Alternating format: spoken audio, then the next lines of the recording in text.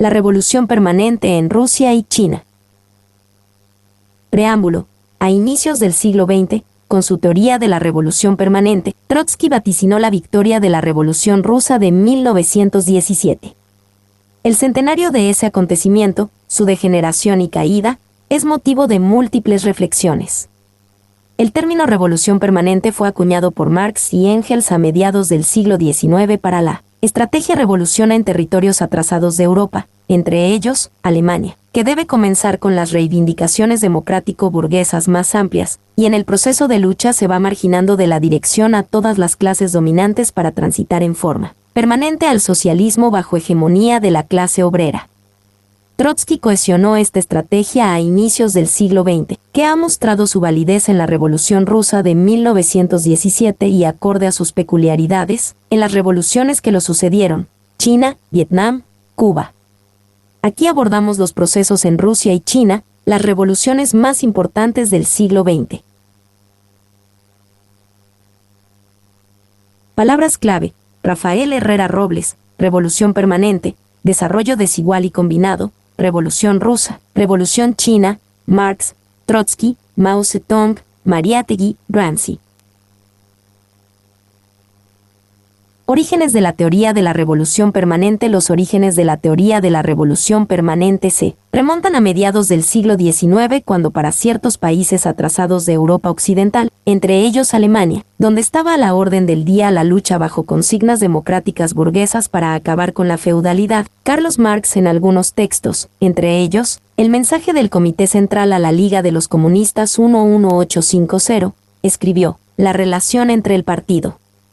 Obrero Revolucionario con los demócratas pequeño burgueses es esta: marcha con ellos en contra de la fracción a la que pretenda derrocar, se opone a ellos en todo aquello por medio de lo cual tratan de consolidar su posición en su propio provecho. Su grito de batalla debe ser la revolución permanente.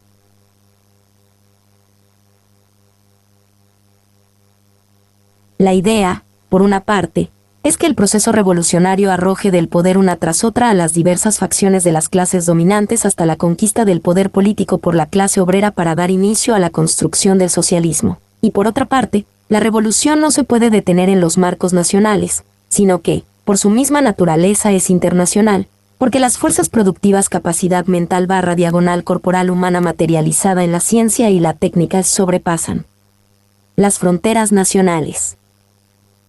Esta estrategia lo delimitaron a Europa, particularmente a Francia y Alemania, en ese entonces, junto a Inglaterra, a la vanguardia del desarrollo capitalista, con la aparición en la escena política de la clase obrera a la que consideran y clase universal, porque su emancipación solo es posible emancipando al conjunto de la humanidad.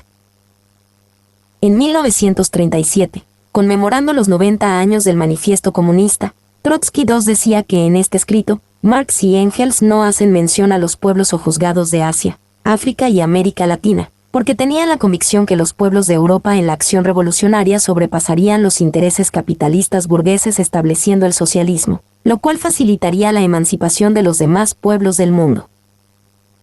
En parte es cierto lo que dice Trotsky, pero también la marginación de colonias y semicolonias en el Manifiesto Comunista se debe a una visión eurocéntrica, por un periodo breve, de sus redactores, que Trotsky desconocía.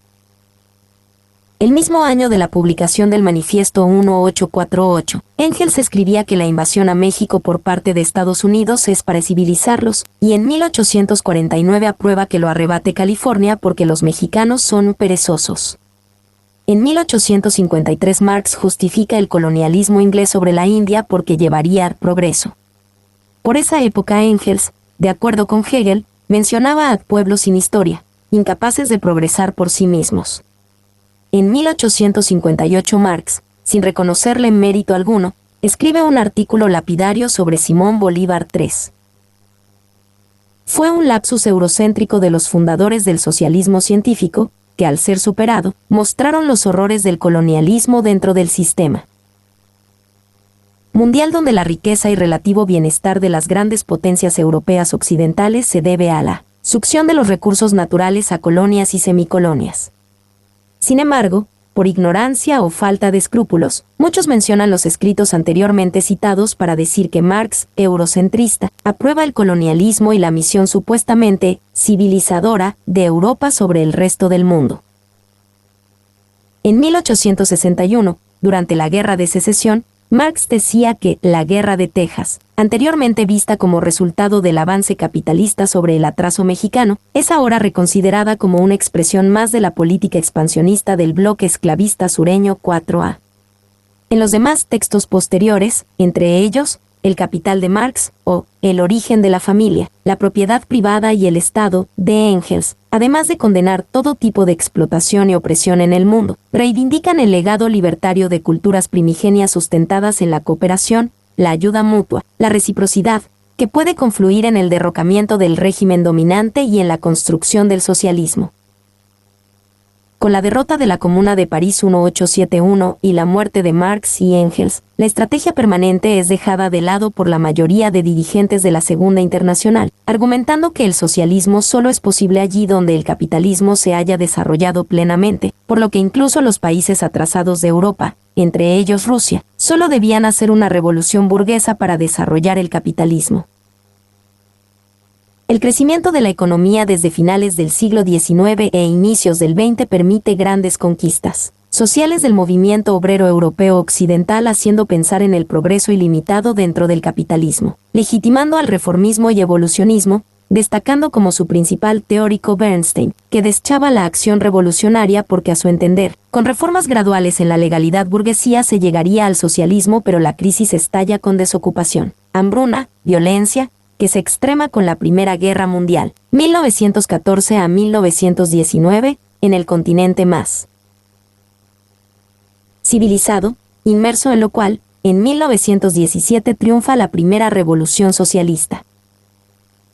Trotsky cohesionó la estrategia de la revolución permanente a inicios del siglo XX de acuerdo a las especificidades de Rusia zarista. Después de 1917 se extiende la estrategia al ámbito internacional, reivindicando las especificidades nacionales, de modo que nacionalismo e internacionalismo confluyan. La teoría surge en medio de grandes controversias entre 1903 y 1907, que implicó a numerosos teóricos marxistas europeos de primera línea, tales como Karl Kautsky, Rosa Luxemburgo, Franz Marin, David Riazanov y Parvus, Alexander Israel Elpand, 4b. A ellos podríamos agregar entre otros, a Plejánov, que vio las desigualdades y combinaciones en los procesos socioculturales, aunque no vislumbró un camino socialista para Rusia. Por esa época Carlos Kautsky, discípulo directo de Engels, era uno de los mayores referentes del marxismo y líder indiscutido de la Segunda Internacional. Mencionaba la debilidad de la burguesía rusa y la potencialidad de la clase obrera para dirigir la lucha contra el absolutismo, lo cual destaca Trotsky para legitimar su propuesta en el movimiento revolucionario. Posteriormente Kautsky cambia diametralmente de posición, convirtiéndose en enemigo de la Revolución rusa. Desenvolvimiento desigual y combinado. La estrategia de la revolución permanente solo se comprende inmersa en el desenvolvimiento desigual y combinado. Carlos Marx, en un conocido pasaje de su Introducción a la Contribución a la Crítica de la Economía Política 5, escribía: en todas las formas de sociedad es una producción determinada, y las relaciones engendradas por ella, la que asigna a las demás producciones, y a las relaciones engendradas por estas, su rango e importancia. Es como una iluminación general donde se han emitido todos los colores, y que modifica las tonalidades particulares. Es como un éter particular que determina el peso específico de todas las formas de existencia que de él brotan. Inmerso en esta perspectiva dedujo el derrotero de pueblos conquistados. El pueblo conquistador somete al conquistado a su propio modo de producción. Es lo que los ingleses hacen en este siglo en Irlanda y parcialmente en la India. O bien se deja subsistir el antiguo modo de producción y se limita a obtener un tributo, por ejemplo los turcos y los romanos, o bien se produce una interacción, de la que sale una nueva forma, una síntesis, particularmente las conquistas romanas. En todos los casos, el modo de producción, sea el del pueblo conquistador como del pueblo conquistado, o el que resulte de la fusión de los dos, es determinante para la nueva producción que se establece. Se enunciaba así la distinción entre formación económica social y modo de producción. La primera categoría engloba el conjunto social donde confluyen diversas formas de producción, siendo una de ellas, determinado modo de producción, la que predomina modificando las tonalidades particulares, en torno a lo cual se organiza la sociedad de acuerdo a los intereses de la clase dominante. Sin embargo, en el contexto europeo de mediados del siglo XIX en el cual Marx formuló su teoría, una producción determinada, un modo de producción, no necesariamente modifica el conjunto de tonalidades particulares, sobre todo en países atrasados comenzando de Alemania, donde el propio Marx se dio cuenta que coexisten los males, problemas, modernos y antiguos, capitalistas y precapitalistas, porque el capitalismo no ha podido dar su tonalidad al conjunto, sino que se combina y coexiste con diversas formas que no obstante estar interrelacionados, conservan gran autonomía. Esto se extrema en los países de Europa Oriental, los más atrasados en el desenvolvimiento capitalista europeo y se extrema aún más en el mundo colonial donde la incorporación para la acumulación originaria del capital se vale de diversidad de formas de trabajo, coexistiendo y combinándose entre sí, con el agravante en estos territorios de que en vez de configurar una formación social interrelacionada internamente por lo menos en lo económico, como en algunos países europeos, balcaniza territorios con actividades económicas conectadas directamente a los requerimientos de las potencias colonizadoras, hecho que aún se deja sentir en el presente siglo XXI. Los populistas rusos, que se reclamaban discípulos de Marx, basados en las diferencias del devenir de su país respecto a Europa occidental, decían, desde mediados del siglo XIX, que el capitalismo no representa progreso y no puede desarrollarse plenamente en Rusia, porque el proceso social es diferente a Europa occidental, proyectando como solución un socialismo basado en las comunidades rurales subsistentes, al margen del devenir mundial. En contrapartida, los primeros marxistas rusos, entre ellos Jorge Plejánov y Vera Zasulich, esperaban un desarrollo capitalista similar a Europa occidental para acabar con la feudalidad subsistente, desarrollando el capitalismo para que en una etapa posterior venga el socialismo 7. Contrariamente a lo que creían los populistas, el desarrollo capitalista se acelera con la reforma agraria burguesa de 1861, desintegrando la economía rural, dentro de ello, a las comunas, lo que indujo a Marx señalar que de seguir ese proceso, se desperdiciará la más bella ocasión que la historia ha ofrecido a un pueblo para esquivar todas las fatales vicisitudes del régimen capitalista 8. Marx tenía la esperanza de que Rusia marche al socialismo, saltándose las fatales vicisitudes del proceso capitalista, en base a las comunas rurales subsistentes. Pero, a diferencia de los populistas que se enclaustraban, Marx esperaba que paralela a la rusa estalle la revolución europea para que ayude con la ciencia y la técnica. El populismo ruso fue el movimiento por el que inicialmente pasaron gran parte de los que serían preclaros exponentes del marxismo en el siglo XX, entre ellos, León Trotsky, que desde su juventud se propuso descifrar la especificidad u originalidad del desenvolvimiento ruso, pero, a diferencia de los populistas que extremando su teoría llegaban al chauvinismo y eslavofilia, y a diferencia de los fundadores del marxismo ruso, entre ellos, Plejánov, que tenían a los países adelantados de Occidente como modelo a seguir, Trotsky ubicó a Rusia en el contexto de un sistema mundial único de desigualdades y combinaciones que enlaza, en una sola estructura económica social o adelantado y atrasado, relaciones de trabajo y de vida capitalistas y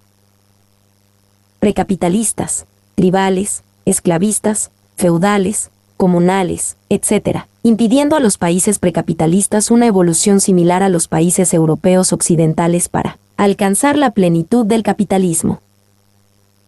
En una de sus primeras obras, Balance y Perspectivas, 1906, Trotsky cita un escrito suyo de junio de 1905. El capitalismo, al imponer a todos los países su modo de economía y de comercio, ha convertido al mundo entero en un único organismo económico y político 9.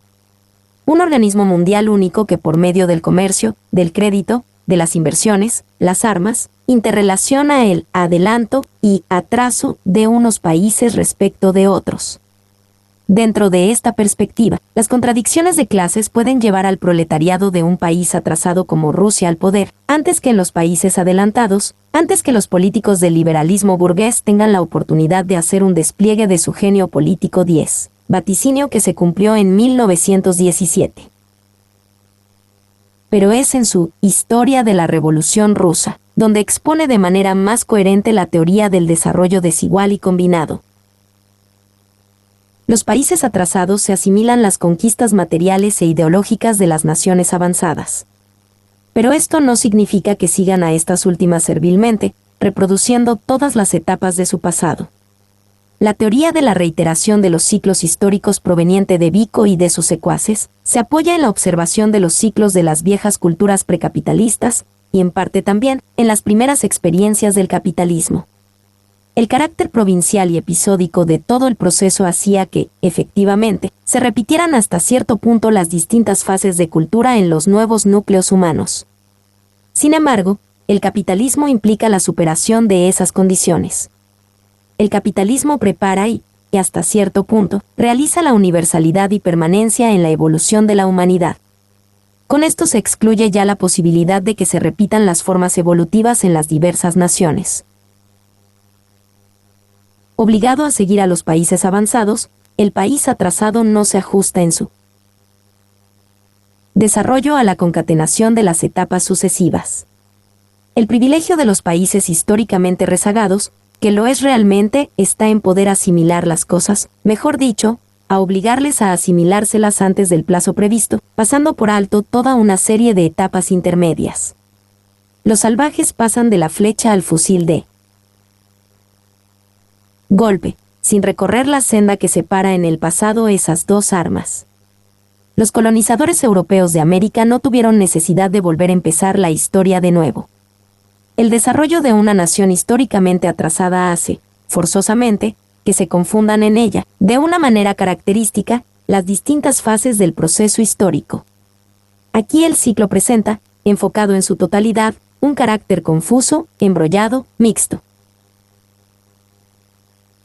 De esta ley universal del desarrollo de la cultura se deriva otra que, a falta de nombre más adecuado, la calificaremos de ley del desarrollo combinado, aludiendo a la aproximación de las distintas etapas del camino y a la fusión de distintas fases, a la amalgama de formas arcaicas y modernas.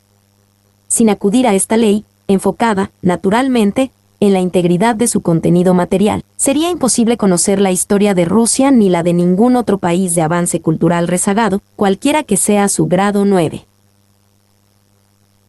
Los modos de producción y formaciones económicas sociales teorizados por Marx se encuentran mayor concreción, inmersa en las desigualdades, combinaciones y coexistencia de diversas formas de vida teorizadas por Trotsky, tanto en el ámbito de un territorio, como en el ámbito del sistema mundial como un todo único. Por el desenvolvimiento desigual y combinado, el surgimiento de la gran industria capitalista en Rusia, según Trotsky, no fue la coronación de fases previas, entre ellas, cooperación simple y manufactura para llegar a la gran industria como en algunos países a la vanguardia capitalista de Europa Occidental, sino que, impulsado por intereses foráneos imperialistas, se implanta al margen de ese proceso, combinándose y conviviendo con otras formas de acumulación de capital y con formas precapitalistas feudales, comunales, de pequeños parcelarios y etc. Igualmente los proletarios, en gran parte, fueron desprendidos directamente de sus comunidades, de sus parcelas de tierras, de las haciendas precapitalistas en proceso de desintegración, etc. La burguesía, débil, es incapaz de promover el capitalismo y la unidad nacional al margen de la autocracia zarista y los terratenientes, que a su vez estaban sometidos a potencias de Europa occidental.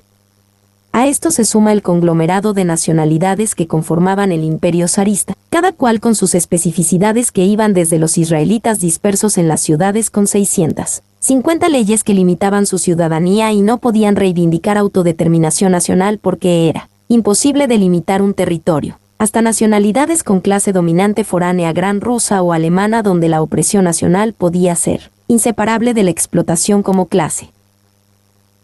Inmerso en el desenvolvimiento desigual y combinado, el carácter dependiente del proceso económico ruso y la dominación política semifeudal del zarismo, su literatura, al inicio imitativa, subordinada a Europa Occidental, al hundir sus raíces en la vida rusa se emancipa, adquiriendo carácter nacional, Hasta Gogol tuvimos los Teócritos y los Aristófanes rusos, los Corná y Recín patrios, los Goethe y Shakespeare nórdicos. Apenas si teníamos escritores nacionales. Pushkin no estaba libre de mimetismos y le recompensaron con el título de Byron ruso. Pero Gogol fue simplemente Gogol. Y después de él nuestros escritores dejaron de ser duplicados de genios europeos 12. Contradiciendo el pensamiento de Trotsky, gran parte del movimiento trotskista ha hecho suyo la tesis del carácter capitalista a todos los territorios del sistema mundial desde sus inicios hace 5 siglos con las conquistas coloniales, basados en que se rigen por la compra-venta de mercancías, dejando de lado las contradicciones entre clases sociales. Con esa errada concepción, ponen en el centro las cosas, las mercancías, marginando al hombre, olvidando que la sociedad es la relación entre seres humanos en interacción con la naturaleza por mediación de cosas. Desde los orígenes hace milenios de años, que en diversos periodos se desenvolvían sin clases sociales, sin Estado y sin mercancías. La aparición de clases sociales a la par que el Estado data de menos de 10.000 años. La aparición de mercancías y dinero tiene menos de 5.000 años, al igual que la acumulación de capital usurero y comercial. Solo en los últimos siglos surge el capital industrial, el capital financiero y el universo de las transnacionales tal cual la conocemos. Estado, dinero, mercancías, capital.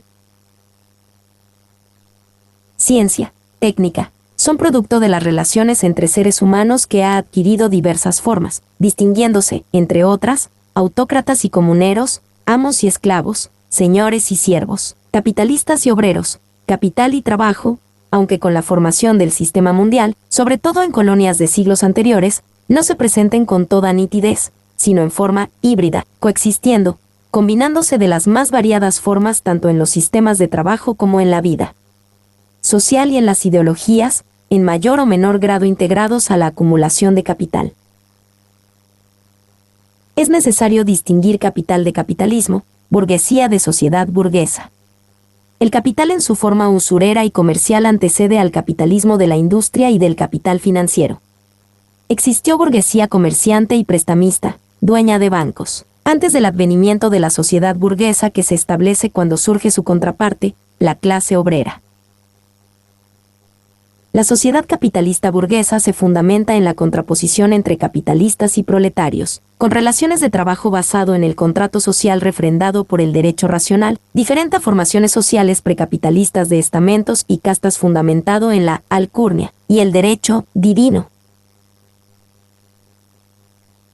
El desenvolvimiento desigual y combinado que se extrema en el sistema mundial, con mayor énfasis en los tiempos de Marx y de Trotsky, implica que las formas modernas y arcaicas, que coexisten y se combinan, conservan gran autonomía y pueden gravitar sobre el conjunto, porque el modo de producción capitalista aún no puede irradiar su tonalidad sobre el conjunto social como lo reconoció Marx incluso para Alemania de mediados del siglo XIX.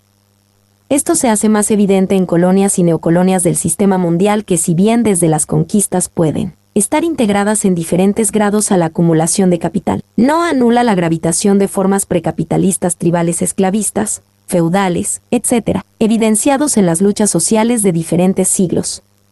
No es casual que la lucha por el socialismo se tornara orgánico solo a partir del siglo XIX con la aparición de la clase obrera, y Marx, por la coexistencia de diversas formas de explotación del trabajo y de vida en Europa occidental, elabora su estrategia de revolución permanente, reelaborada por Trotsky en el siglo XX para el conjunto del sistema. Si desde la aparición del sistema mundial hace 5 siglos, Marx o Trotsky hubiesen nivelado con el rasero de capitalismo a todos los territorios, no hubiera aparecido la teoría del desenvolvimiento desigual y combinado, menos la estrategia de la revolución permanente. El desenvolvimiento desigual y combinando estaba presente en ciertos pasajes de la obra de Marx, Rosa Luxemburgo o Lenin, por mencionar 3 nombres, pero el que lo interpretó en toda su dimensión fue Trotsky.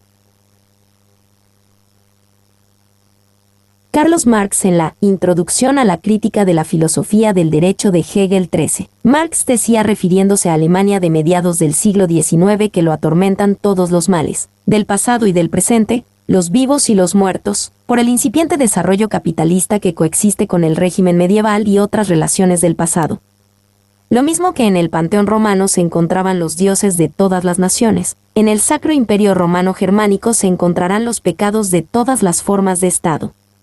Los reyes, los príncipes, los representantes de las capas medias o de la burguesía, enfrentados entre sí, no representan el interés general, por lo que la solución a los problemas recae en una nueva clase, la obrera, en una revolución radical contra toda forma de explotación y opresión. La misma interpretación está en el prólogo 14 a la primera edición de El Capital, julio, 1867. Alemania no solo padece los males que entraña el desarrollo de la producción capitalista, sino también su falta de desarrollo. Junto a las miserias modernas nos agobia toda una serie de miserias heredadas, fruto de la supervivencia de tipos de producción antiquísimos y ya caducos, con todo su séquito de relaciones políticas y sociales anacrónicas. No solo nos atormentan los vivos, sino también los muertos. En el mismo texto encontramos la frase controversial: los países industrialmente más desarrollados no hacen más que poner delante de los países menos progresivos el espejo de su propio porvenir. Este pasaje fue criticado desde su exilio de México por Trotsky porque solo una minoría de países ha realizado completamente esa evolución sistemática y lógica desde la mano de obra, a través de la manufactura doméstica hasta la fábrica, que Marx sometió a un análisis tan detallado, mientras que en la mayoría de países, el capital comercial, industrial y financiero invadió desde el exterior a los países atrasados, destruyendo en parte las formas primitivas de la economía nativa y en parte sujetándolas al sistema industrial y bancario de Occidente. Las colonias y semicolonias se vieron obligadas a prescindir de las etapas intermedias, apoyándose al mismo tiempo artificialmente en un nivel o en otro 15.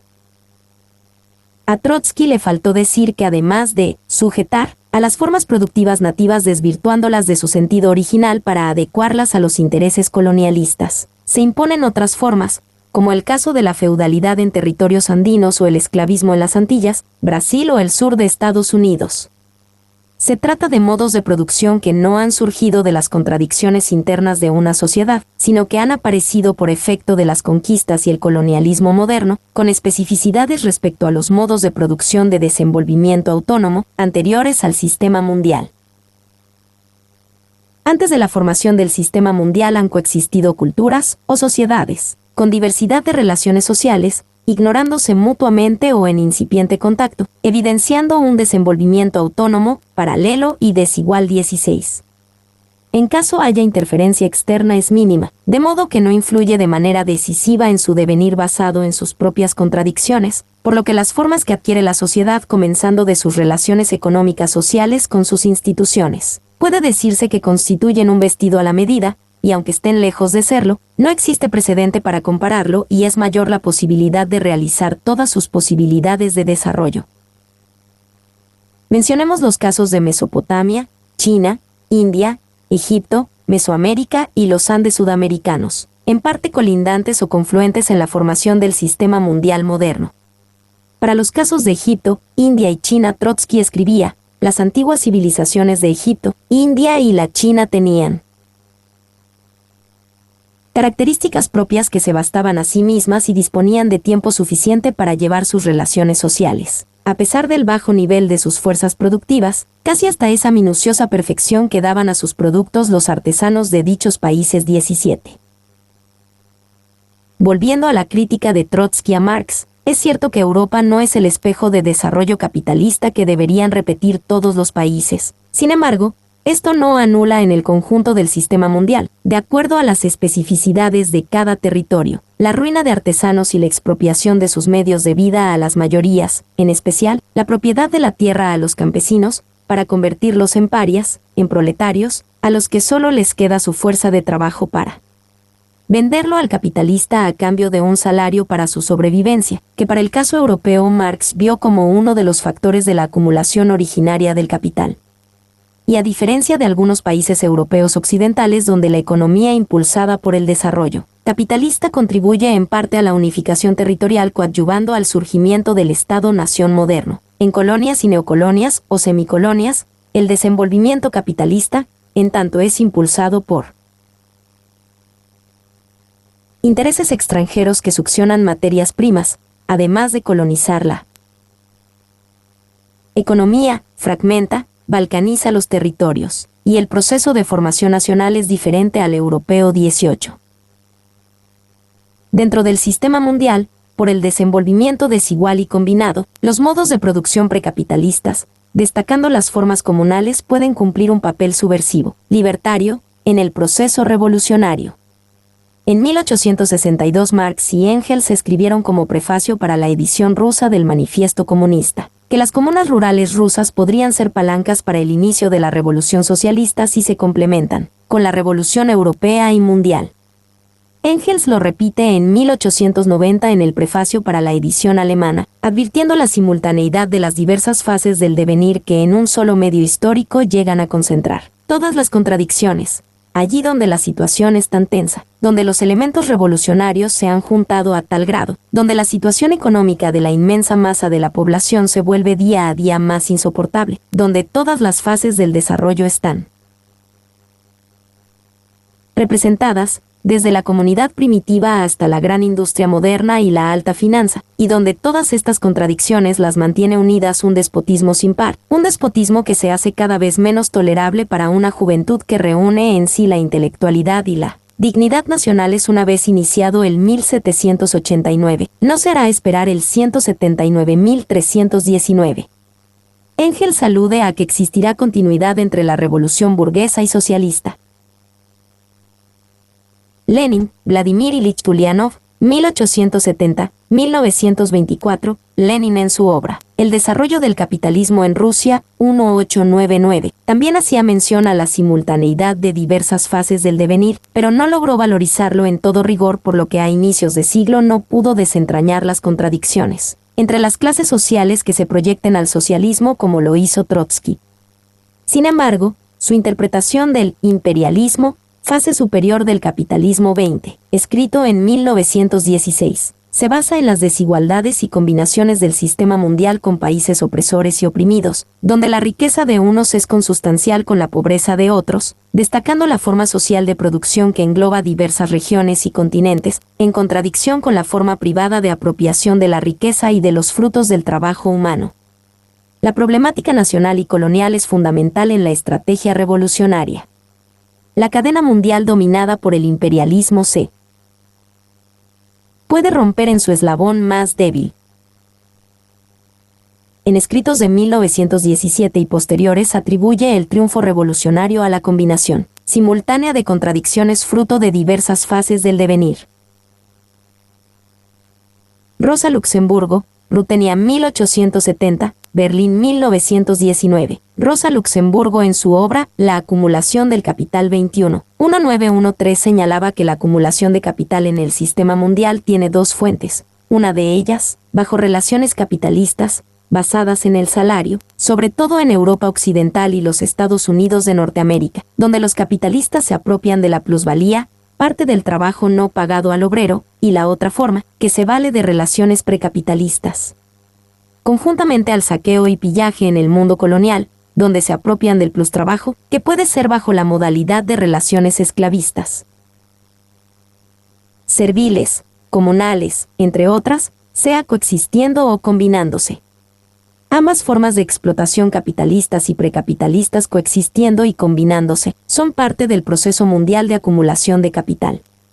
Cuando el capitalismo no encuentre medios no capitalistas para su realización, según Rosa Luxemburgo, colapsaría. Podemos decir que en el sistema mundial hasta el siglo XIX la mayor parte de acumulación de capital se valía de relaciones de trabajo precapitalistas conforme a la aseveración de Rosa Luxemburgo, y también de Marx, con Europa Occidental y otras potencias, Estados Unidos, sometiendo y succionando recursos naturales al mundo colonial y semicolonial o neocolonial.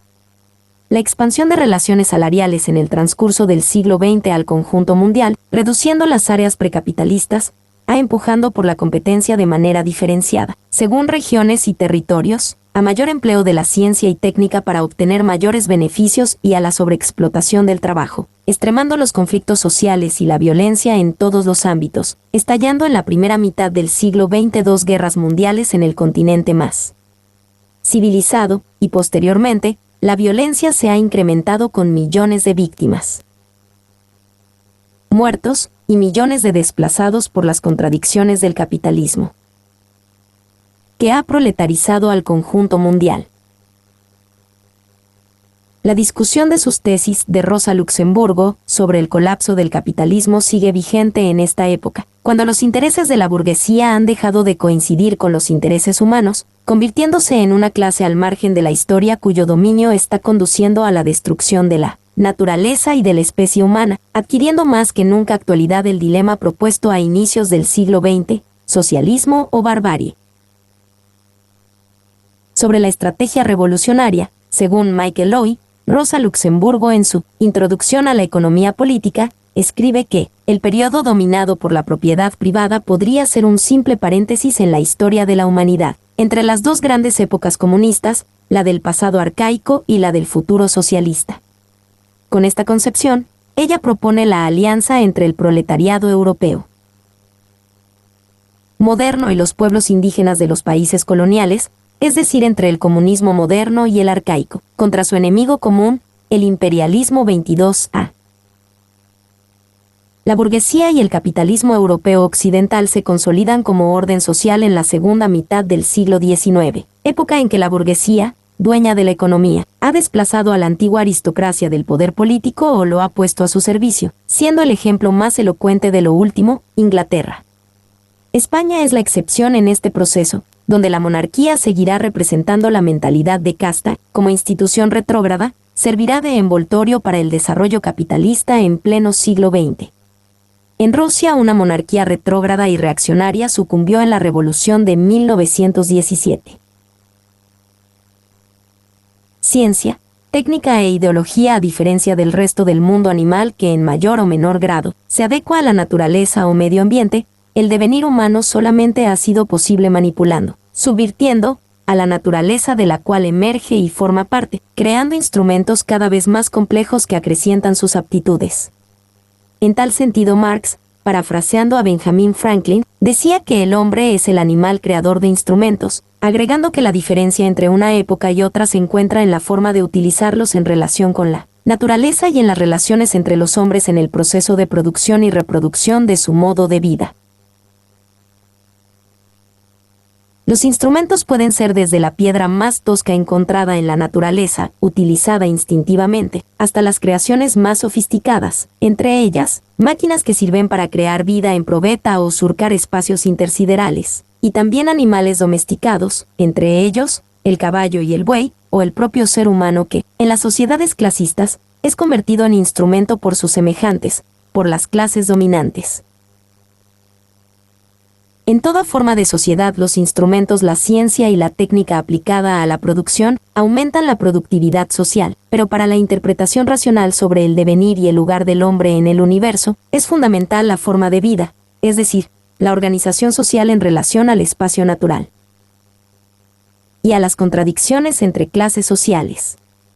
En este sentido, Federico Engels, entre otros escritos, en su Introducción a la dialéctica de la naturaleza, escribía que el volumen y sistematización de conocimientos científicos de los europeos a inicios del siglo XVIII contrastaba con su concepción filosófica, materialista metafísica, en tanto veían una realidad sin procesos de cambio, sin saltos cualitativos. Al contrario de los antiguos griegos que con conocimientos rudimentarios de la ciencia y técnica, con una intuición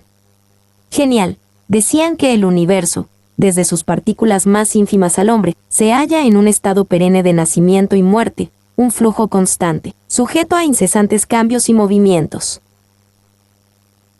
De igual forma, el avance, parálisis o retroceso de las formas de vida depende de las contradicciones sociales.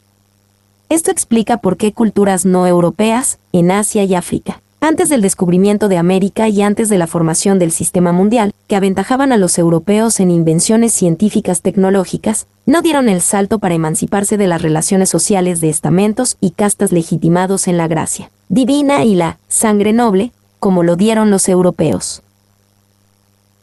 Ernest Mandel 22b, uno de los marxistas de la segunda mitad del siglo XX que más ha contribuido a la interpretación del sistema mundial capitalista, escribía que en la acumulación de capital usurario y mercantil, lo mismo que en el progreso de la ciencia, la técnica, las artes, antes del descubrimiento de América y de la formación del sistema mundial, culturas de Asia y África, entre ellas, el imperio de los mongoles en la India, el imperio del Islam, China y Japón,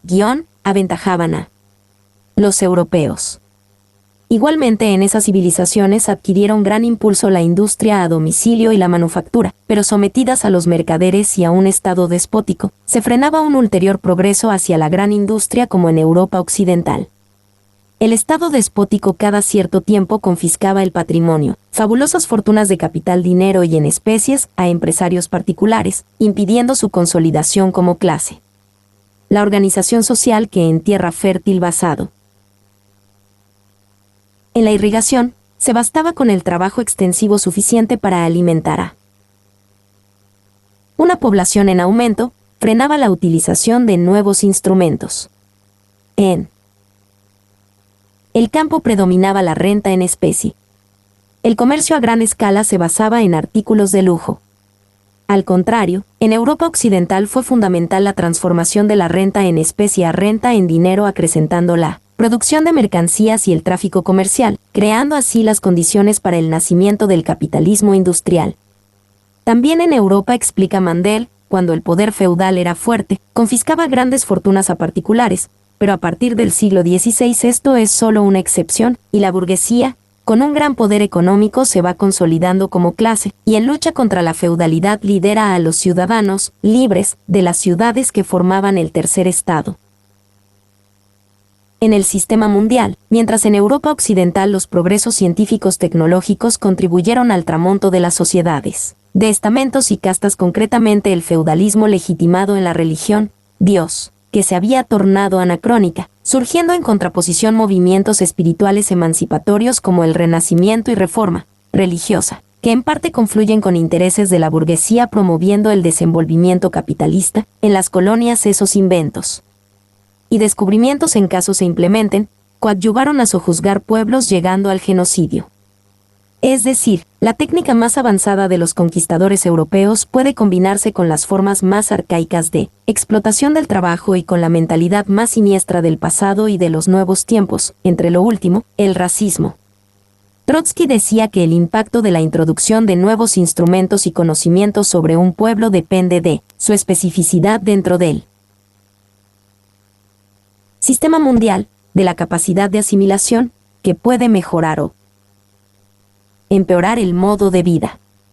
Para el caso de Rusia, la introducción de los elementos de la técnica occidental, sobre todo la militar y la manufacturera bajo Pedro, y se tradujo en la agravación del régimen servil como forma fundamental de la organización del trabajo.